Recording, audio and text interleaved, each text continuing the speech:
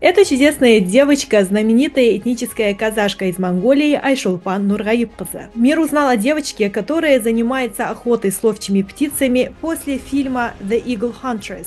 Именно она стала источником вдохновения для нового фильма Дисней. И пока весь мир затаил дыхание в ожидании этого фильма, самое время вспомнить. Искусство охоты с беркутом – это не просто древняя традиция. Это живая нить, тянущаяся от глубин Средней Азии до наших дней. Истории о гордых охотниках, свободных, как их крылатые спутники, продолжают вдохновлять, восхищать и передавать дух новым поколениям. Всем привет! Вы на канале NeoJetted International, и сегодня в нашем интервью мы отправимся по следам этой великой древней традиции.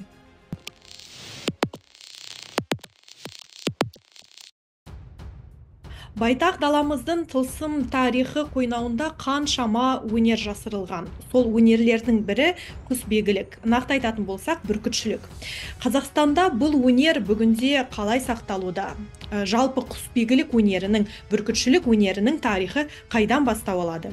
Осы сұрақтарға жауапты біз Есік мемлекеттік тарихи-мәдени музей қорығы бас қор сақтаушысы Айтқұлова Эльмира Әділбек қызынан тыңдағалы отырмыз. Эльмира ханым, қош келдіңіз. Приветствую. Жалпы бірден сұрағымызға өтейік. Түркі әлемінде бүркітті қолға үйретудің алғашқы дәлелдері қай уақытта және қай жерде пайда болды?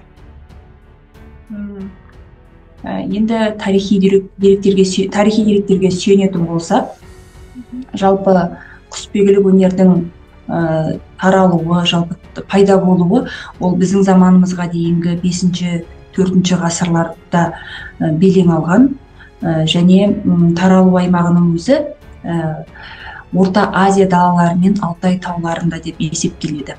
Енді Орта Азия деп айтатын болсақ, жалпы Қырғызстан, Монғолия және Қазақстан территорияларындағы көшпелілердің айналысқан өнерлік деңгейге көтерген деп есептеледі. Және енді құсбегілік өнер тарихи деректерге сүйенетін болсақ, әсіресе археологиялық деректерге сүйенетін болсақ, енді Қазақстан территориясындағы, біз Шығыс Қазақстандағы шілікті қорымын айтатын едік. Ол ең бірінші 1947 жылдары Черниковтың жетекшілігімен зерттелген болатын. Ол жерде табылған алтын әшекейлердің барлығы бүгінгі таңда өкінішке орай Эрмитажда сақтаулы. Ол жерде бірақ көрсетілген осы Қазақ даласынан табылғандығы. Және одан кейін біз тәуелсіздік алғаннан кейін 2003 жылдары Төлеубаев Әбдеш Тәшкенұлының жетекшілігімен жалғасын тапты. Ол жерде табылған енді шілікті қорымы, ол патшалардың обалары орналасқан үлкен қорым, биіктігі 10 метр, диаметрі 100 метрге дейін жететін пирамида тәріздес алып обалар.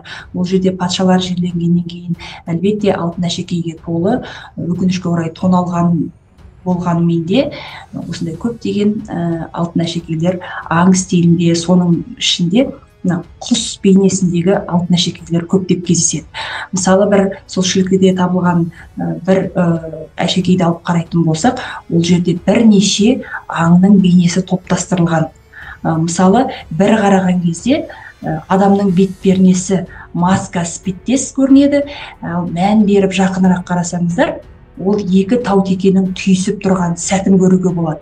Және аяқ жағында төмен қарай құлдилап ұшқан құстың бейнесі де анық байқалып тұр. Сондай-ақ бұндай археологиялық деректер, мысалы, Өскемен маңындағы құрық қорымына да кездеседі, 4 бүркіттің қаңқасы табылған. Сондай-ақ бізде Батыс Қазақстанда көптеген тарихи археологиялық ескерткіштер кездесіп жатыр. Сондай-ақ Берсік қорымында, мысалы, әлемге алтын адам деген атпен әйгілі болған Сақ ханзадасының бас киімінде де алтын әшекейлер көптеп орналасады. Мысалы, Атырау облысындағы Аралтөбеде, сол Аралтөбедегі 3 обаның бірінен 2 адамның мәйіті жанында аң стилінде жасалған алтын әшекейлердің қасында бүркітті бірге жерлеген. Яғни сол кездегі ұғымға байланысты ол жанын көкке алып ұшушы деген сияқты түсінік болған, наным сенім болса керек. Сонымен қатар бұндай тарихи ескерткіштер өте көп. Әсіресе мынау орта ғасырларға қарай түркі кезеңінде жартас беттеріндегі суреттер, петроглифтердегі, ол мына Алматы қаласынан 140 шақырым жерде орналасқан Таңбалыда аңшының бейнелері бейнеленген жаңағы құсбегіліктің көрінісінде көруге болады. Сондай-ақ орта ғасырлардағы мына жаңағы мүсін тастарда да құс бейнелері өте көп кездеседі. Бұның өзі сол аңшылық сипаттың көрінісі деп айтуға болады. Жалпы көшпенділіктің өмірінде құсбегілік, соның ішінде жаңағы бүркітшілік деп айтып жатырмыз ғой, қандай рөл атқарды? Жаңа ғана оның тек қана практикалық мақсатта емес, ритуалдық, символикалық та жаңағы маңызы бар деп айттыңыз. Осы жайлы тағы да толығырақ айтып кетесіз бе? Енді жалпы адамзат ең алғаш пайда болғанда күн көріс үшін табиғатпен үйлесімділікке талпынды ғой. Сол кезде күн көріс үшін керімшілікпен айналысып, бертін келе аңшылыққа машықтана бастады. Сол кезде аңшылық олар үшін бір күн көріс мақсатында үлкен бір кәсіп ретінде пайдаланды бертін келе. Ал орта ғасырларда ол бір шаруашылықтың түріне айналды. Енді практикалық түрде және ритуалды түрде деп алып қарастыратын болсақ, әрине практикалық түрде біріншіден күн көріс үшін, кәсіп үшін, шаруашылықтың түрі ретінде алып қарастырсақ, аңшылықты жаңағы құспен, оның ішінде әртүрлі құстың да түрлері бар. Бұндай аушы құштар, жыртқыш құстар деп айтады ғой. Оның ішінде ол көбінесе жаңағы сұңқар, ителгі, қаршыға, ішіндегі бүркіт, бүгінгі құсбегіліктен бірден бір тақырыбына сай келіп отырған. Сондай-ақ тазымен алу, қару-жарақтың көмегімен тор құру арқылы қақпан қойып алады. Бұл осы түр екіге бөліне бастайды. Өйткені тазымен бүркітпен алу ол көбінесе өнер сипатына ие болады. Қару-жарақтың көмегімен, не болмаса жаңағы қақпан құру арқылы ол көбінесе шаруашылық түріне кетеді. Аңшылық күн көріс үшін, жаңағы аңшылық үшін арналу. Ал жаңағы тазымен, бүркітпен ол өздеріне бір керемет саят құру үшін мақсатта болады. Енді бұған байланысты көптеген деректеріміз бар. Махмұд Қашқаридың еңбектері, Бабырнама еңбегі бар. Абай Құнанбаевтың Қан сонарда Шығаданға, сондай-ақ Мұхтар Әуезовтің Ақан серінің сонымен қатарына Қытай жазба деректерінде көптеп кездеседі. Осы түркі тілдес халықтардың құсбегілікті өнерлік сипатқа ие қылғаны, өнер деңгейіне дейін көтергендігі туралы. Сондай-ақ мына итальян саяхатшысы Марко Полоның да Орта Азияға жүргізген саяхатында көптеген өзінің еңбектеріне де кездестіреді. Еңбектеріне жазып өтеді. Мына Жошы ханның бүркітшілерінің болғандығы, сондай-ақ Құбылай ханның да өзінің 500-ге жуық бүркітші және бүркіт күтушілерінің болғандығы. Бұның өзі жай ғана бір аңшылық үшін істеген емес, оны сондай саятшылыққа, өнердің түріне айналғандығын көрсетіп тұр. Сонымен қатар енді ритуалдыққа келетін болсақ, енді қазақ халқының қоғамында бұл дәстүр өте жақсы болған. Өйткені бүркітке деген құрмет ерекше болған. Қонаққа бүркітімен келсе, ол бүркіттің өзінің орны болған және бүркітті құры жібермеген. Кейбірде сый-сияпат берсе, кей жерлерде үкі тағып жіберген болған. Және бұл бүркіттің өзі жақсы бапталған, өзінің түріне қарай оның өзіндік құны болған.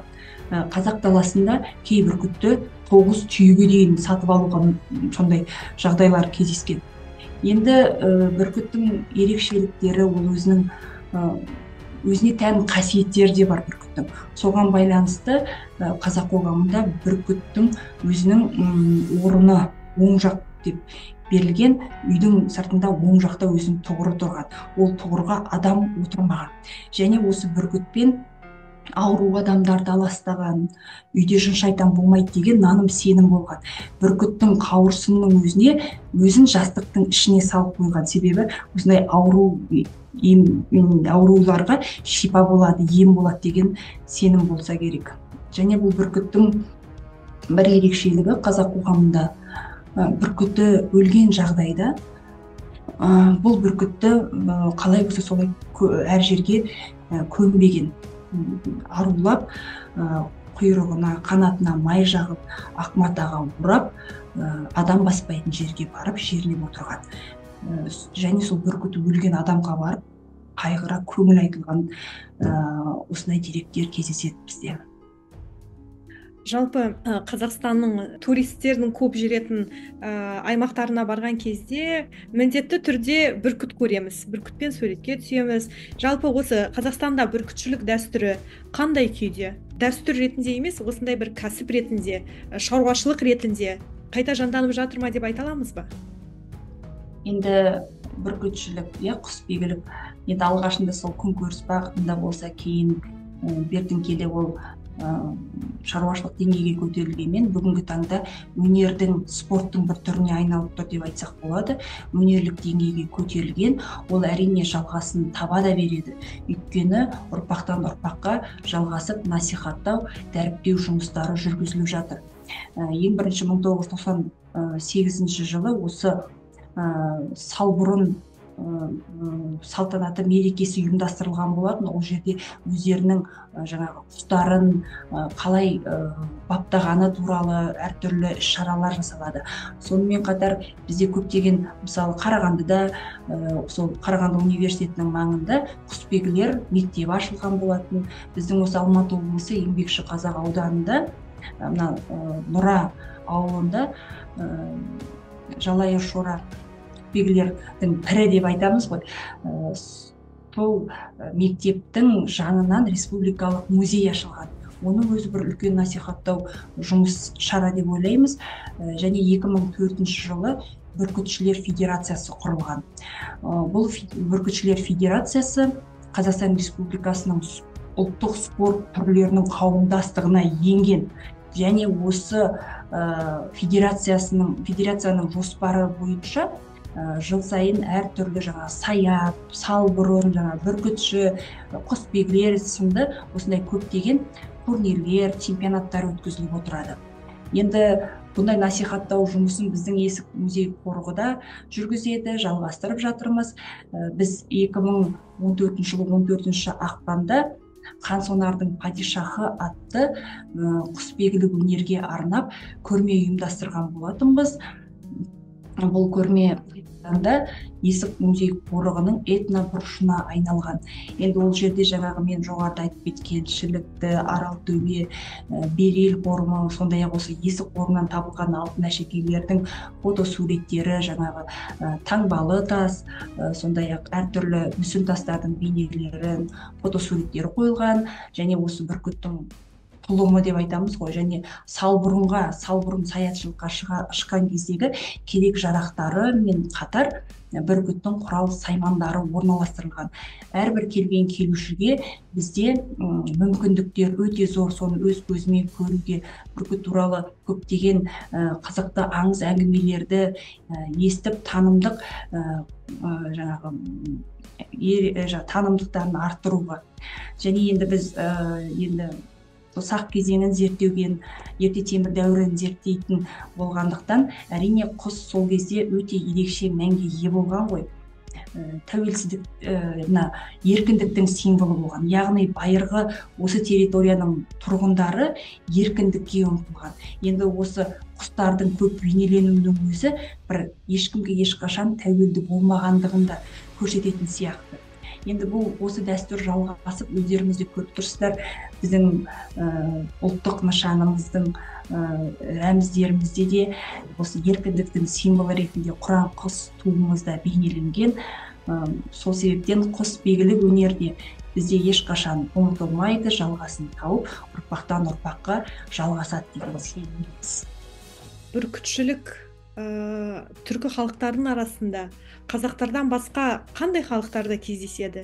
Енді бізде этноқазақтарда көп кездеседі. Енді қырғыздарда, моңғолдарда бар. Бұл осы Орта Азия түркі тілдес халықтарында кеңінен таралған деп айтсақ біз қателеспеген болар едік, артық айтпаған болар едік. Өйткені әлі күнге дейін біздің этноқазақтардың өзі, мысалы Моңғолияда Баян-Өлгей өлкесінде 200-ден астам күтшілер тіркелген екен.